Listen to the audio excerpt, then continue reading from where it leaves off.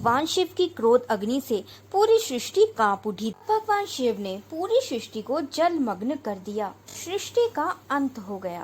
अब इस सृष्टि के पालनहार भगवान विष्णु ने मत्स्य अवतार लिया।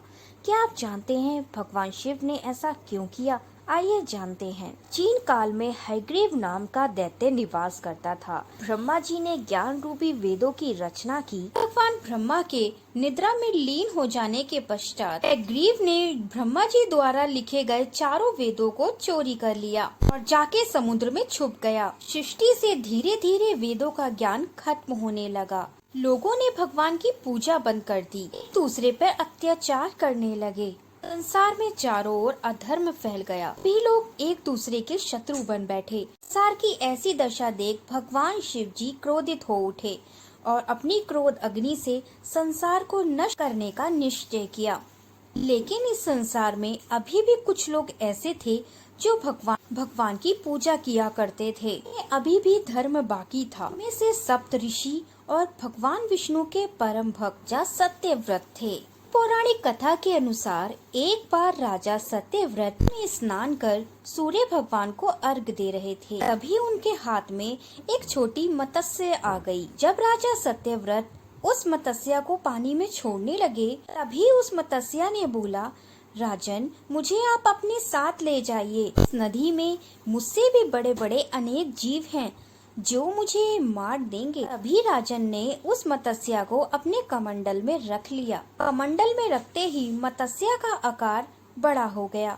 मत्स्य बोली, राजन, यह कमंडल मेरे लिए छोटा है, आप मुझे किसी बड़ी जगह पर रखें। जल्दी मत्स्य का आकार बढ़ता देख राजन हैरान रह गए। ये बाद राजन ने उसे महल में जाकर एक पात्र में रखा। पात्र में रखते ही मत्स्य का आकार उस पात्र जितना हो गया। राजन ने फिर दूसरे पात्र में मत्स्य को रखा, लेकिन मत्स्य का आकार फिर बढ़ गया। तब राजन ने कहा, तुम्हारे रहने के लिए एक विशाल सागर ही पर्याप्त है। राजन मत्स्य को छोड़ने के लिए एक विशाल समुद्र की ओर चल पड़े। में मत्स्य को छोड़ते ही मत्स्य का आकार विशाल समुद्र जितना हो गया। तब राजा समझ गए, यह कोई साधारण मत्स्य नहीं है। मत्स्य के रूप में एक अलौकिक शक्ति है। उन्हें किसी उद्देश्य से मत्स्य का रूप धारण किया है। राजन बोले, कृपया कर आप मुझे बताएं कि आप कौन हैं? मत्स्य के रूप में भगवान विष्णु राजन को दर्शन देते हैं। भगवान विष्णु को देख राजा सत्यव्रत भावुक हो जाते हैं और बोलते हैं, हे नारायण, आपने इस पृथ्वी लोक पर अवतार किसी न किसी उद्देश्य से ही लिया होगा। भगवान विष्णु बोले, सत्य कहा सत्यव्रत, अब मेरी बात ध्यान से सुनो। इससे 7 दिन बाद जल प्रलय आएगी। ये तीनों लोग जलमग्न हो जाएंगे। पृथ्वी पर कुछ नहीं बचेगा। इस सृष्टि का नाश हो जाएगा। मेरी प्रेरणा से तुम्हारे पास एक बड़ी नौका आएगी।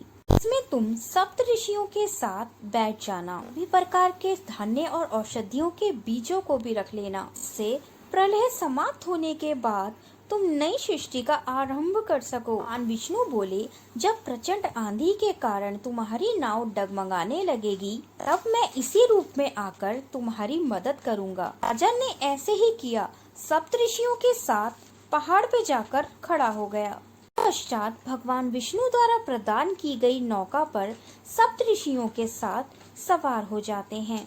फिर ठीक 7 दिन बाद पृथ्वी पर प्रलय आ जाती है। भयंकर आंधियों के बीच तीनों लोग जलमग्न हो जाते हैं। यह देख राजा और सप्तऋषि भगवान विष्णु का ध्यान करने लगते हैं। तब भगवान विष्णु मत्स्य अवतार में शिव नामक दैत्य को मारने जाते हैं, जो जल में छुपा हुआ होता है। दोनों के बीच भयंकर युद्ध होता है। दैत्य हयग्रीव भगवान विष्णु पर प्रहार करता है। युद्ध चलने के पश्चात भगवान विष्णु अपना सुदर्शन चक्र निकाल के हयग्रीव का धड़ उसके शरीर से अलग कर देते हैं और उसका अंत करते हैं।